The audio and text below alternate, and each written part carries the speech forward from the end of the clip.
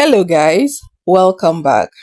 So, I came across this story that had the internet buzzing, and honestly, I couldn't resist bringing it here. Hmm.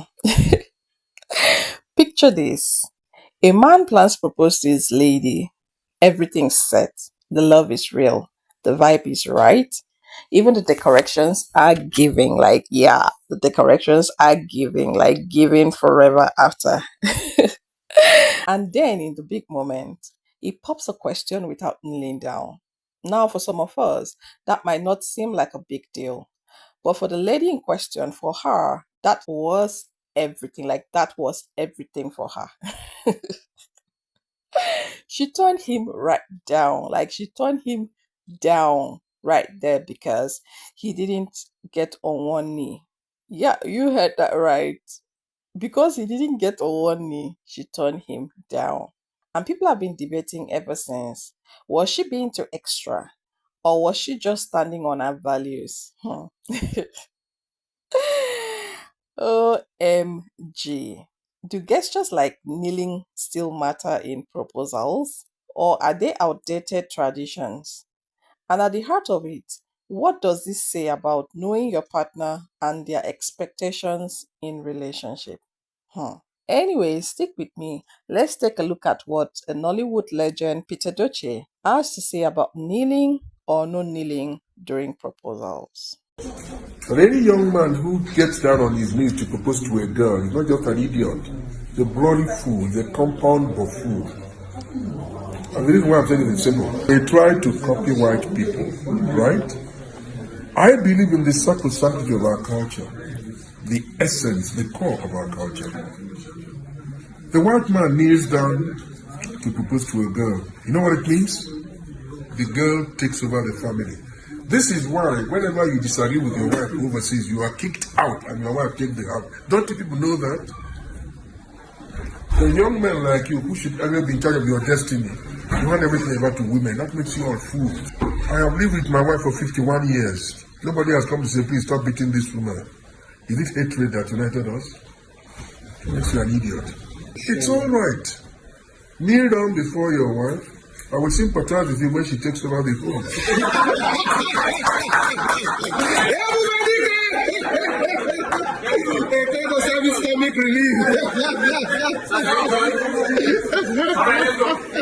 Successfully to project our culture, and it's been appreciated. And I am being seen as a custodian, an uncompromising custodian of our culture, right?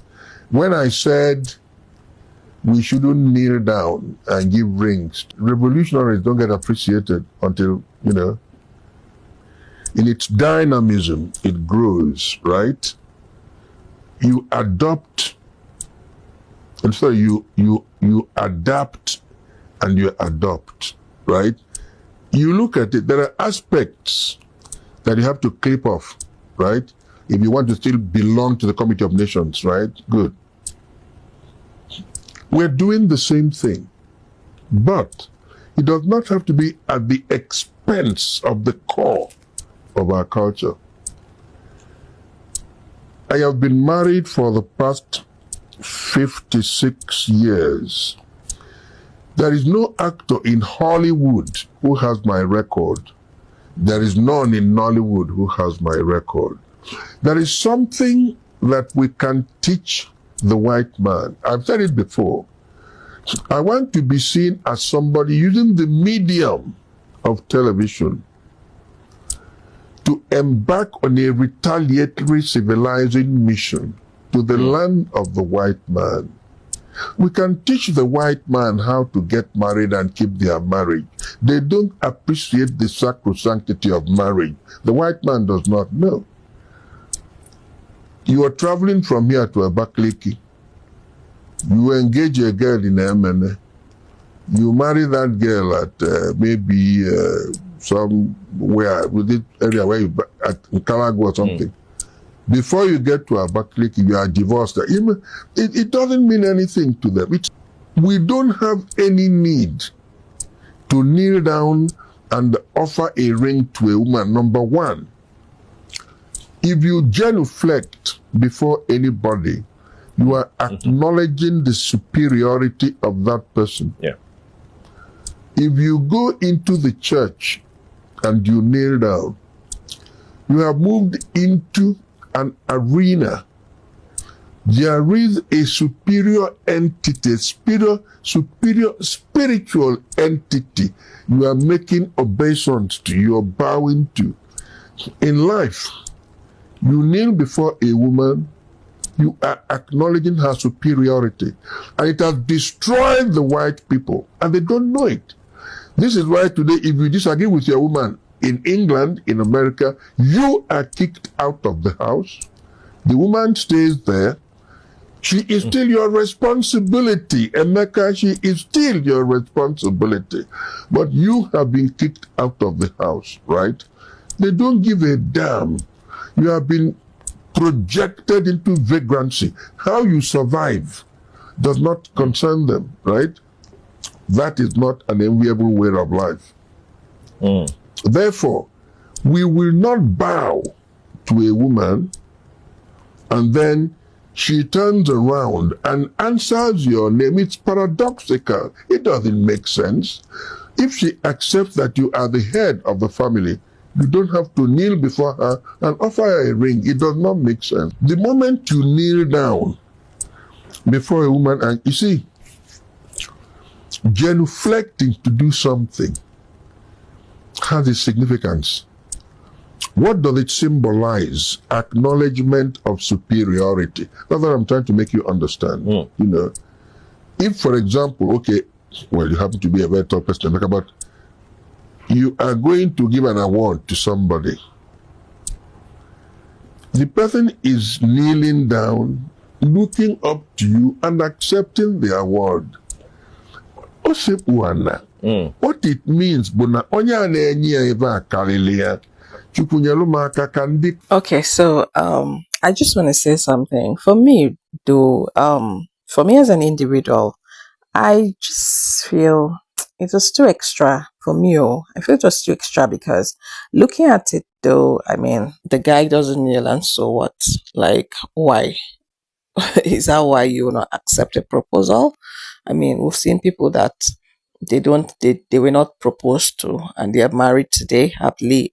I mean, ever after 10 years, 20 years, 30 years, and they're still married. And they tell the story that there was even nothing like kneeling and all that to propose. And at the end of the day, they got married.